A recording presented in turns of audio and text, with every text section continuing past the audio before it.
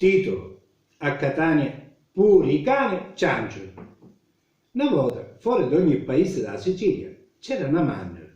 Era un ricovero recintato in aperta campagna con dentro un gregge di pecore e di capre. A guardia della mandria c'erano tanti cani che abbaiavano sempre quando si avvicinavano persone strane.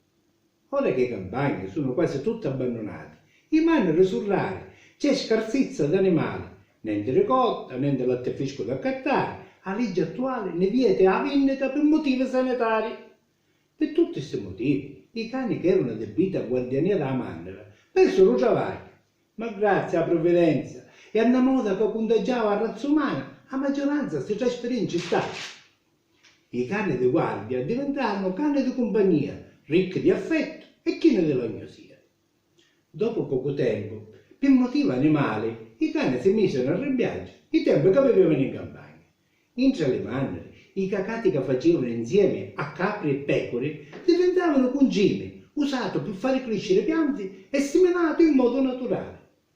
Oggi a Catania i cani cianciano, sono nauseati per tutte le cacate e le pisciate che i padroni ci fanno fare strate.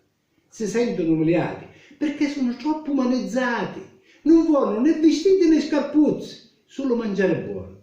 Sono stanche di respirare troppo fetenzia, hanno diritto a fare le passate, c'è poco puzza e tanta polizia.